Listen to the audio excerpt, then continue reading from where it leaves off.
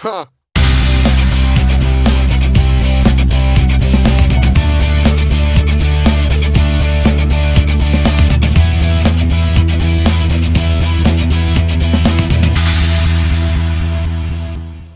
Hey folks, Dane here. Getting ready to install the truss rod in the neck of the 335. I should back up or something. I'm hunching over to look in the camera. All right, so and I have an update on the neck. It has it's very flat. It's stable. I made the new neck with the 5 laminate design, which you can see if you look carefully. There's 5 pieces there. So I've pondered this question for a while, and the question is, I can understand somewhat on a single acting one-way truss rod that if you glue the rod into the slot, you might not function. And even then, I'm a little curious as to, I want to try something out. But on a 2-way rod, that's all stuck together like that. The rod's not separating. It's just when you turn it one way, it goes one way. When you turn it the other way, it goes the other way.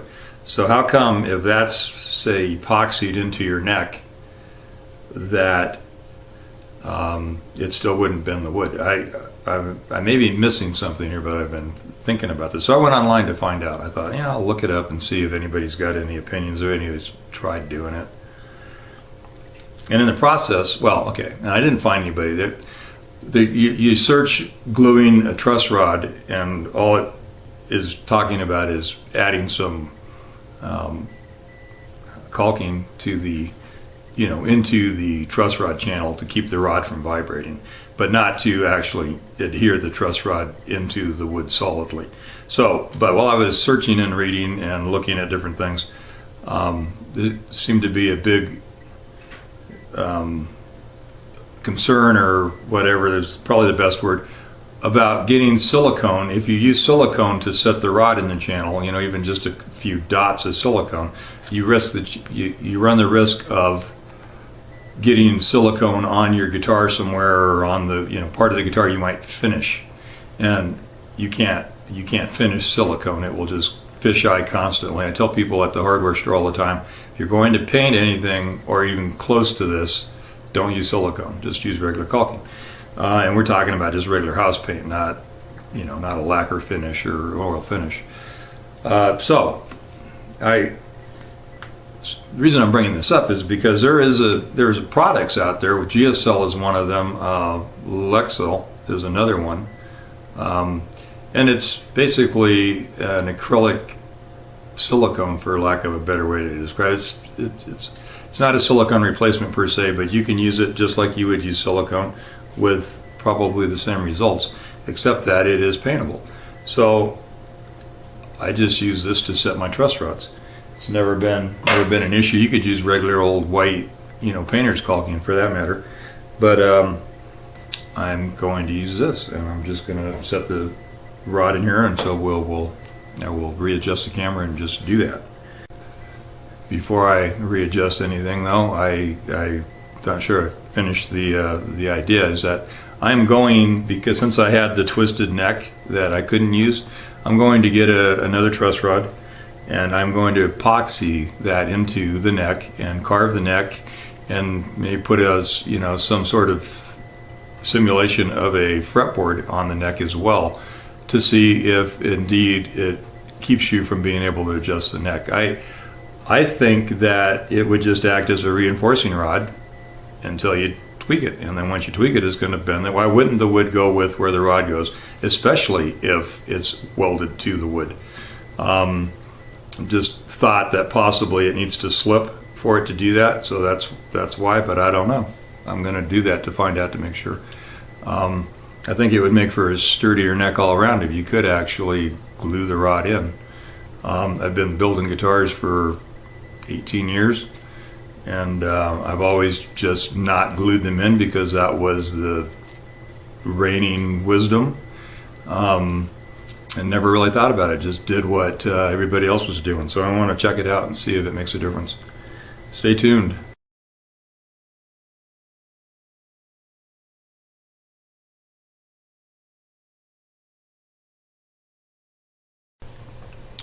Alright, so I got a brand new tube. I'm just going to cut the nozzle off here. There we go. And so,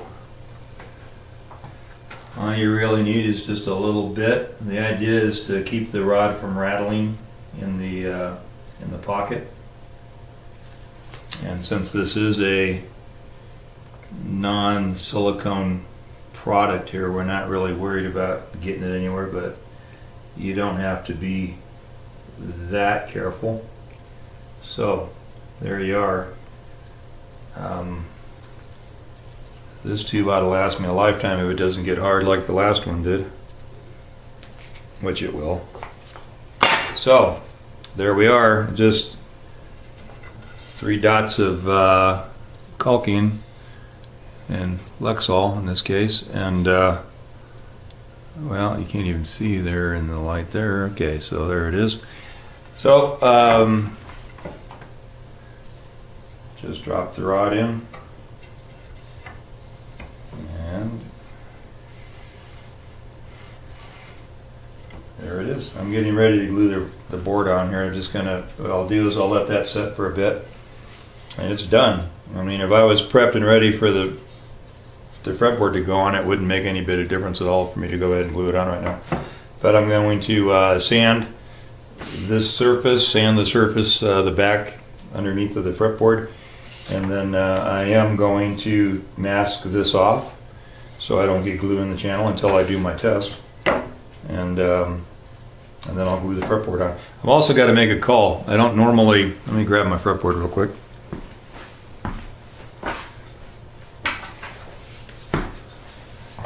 I don't normally glue my fretboards on. I don't normally radius my fretboards before I glue them on, because then I can use flat cauls. The back of the neck is still flat at this point. Makes it easy to clamp everything up. But it's radius because I've mentioned this before. I bought a pre-slotted, pre-radiused fretboard from Stu Mac because I needed a rosewood fretboard. And I'm using a Bolivian rosewood normally on a lot of my builds, and that's what I have, you know, in stock. I could have also made some out of other types of hardwood, which I stock a lot of different types of hardwoods, but I didn't have any rosewood. So I just bought it slotted since I was buying it. Alright, so I've just been doing some layout here. I'm going to get my pickup cavity routes in and my bridge located. So I've got the neck on. It's not glued on. I mean, it's just sitting in position here. I did ran a straight edge, made marks on the pickup cavities and on the bridge, on the body, next to all these things on both sides, and measured them. Everything's within like a 1/2 millimeter, which is perfect. The bridge is dead center. So these, there's enough room in the pickup ring that I can put them in the cavity and move things accordingly to center up on the strings. So we're well within tolerances there. Sounds like I'm settling for something. This is so ridiculously right on that it's kind of spooky. I did order a pick guard from All Parts instead of making one from scratch. As you can see, the pick guard does not fit around the pickup ring, so I'll have to modify that. I think pickup rings are all pretty much the same size, aren't they? I never really thought about that not working out. Anyway, so there's a couple wiggles in this thing too. I got a nice straight line here, and then it dives off, so I'll need to scrape that so it's not obvious. And then just running my finger around the thing, there's all kinds of little wiggles in it that I'm going to have to scrape or sand out. So thanks for that, All Parts.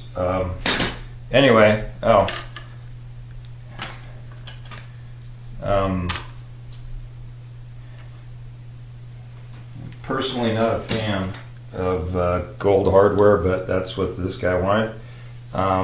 So it's all gold. I didn't like the pickup covers are gold too. I didn't like the cream at all up against that.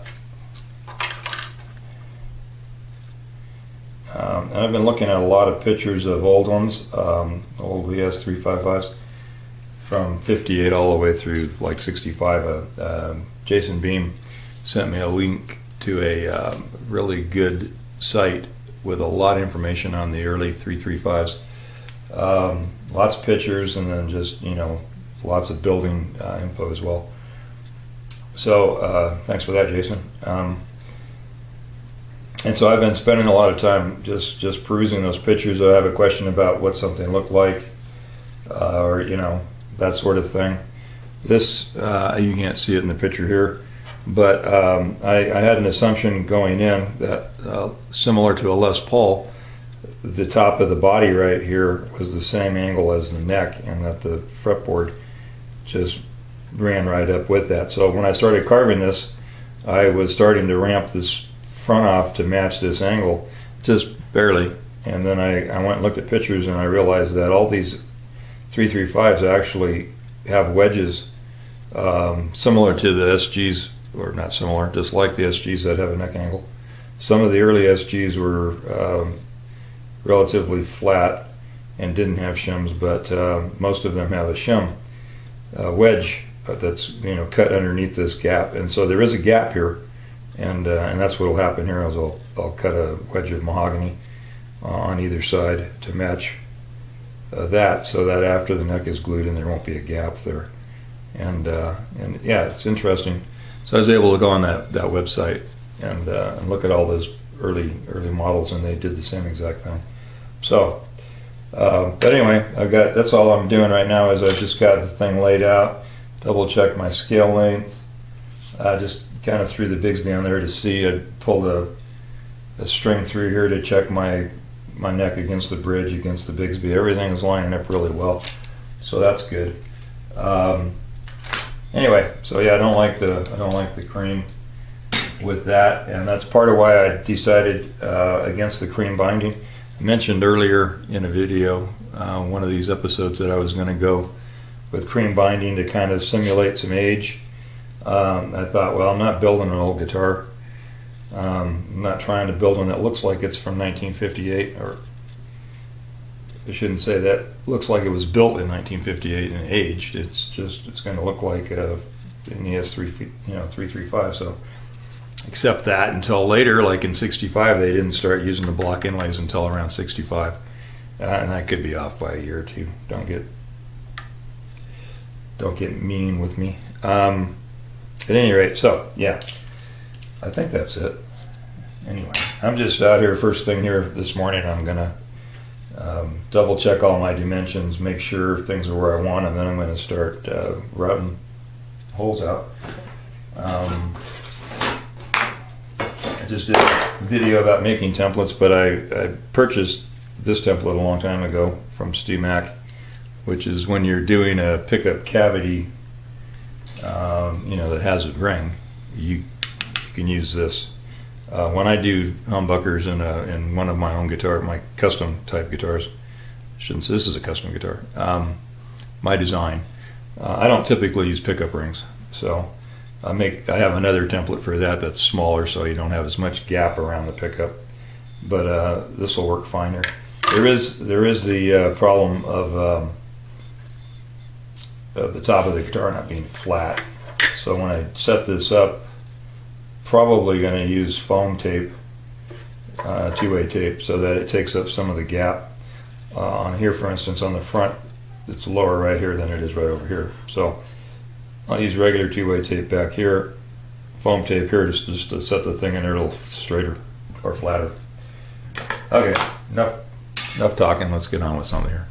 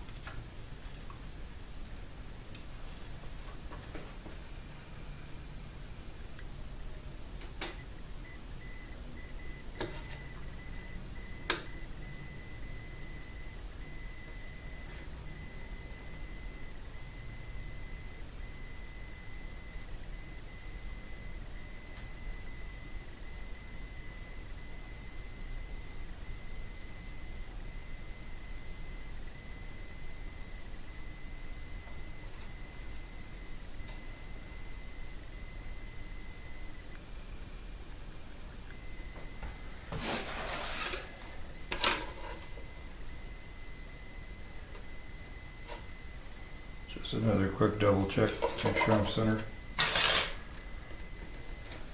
Alright, so down on that. Down on my double stick tape out here in front. It looks good. Get the router set up.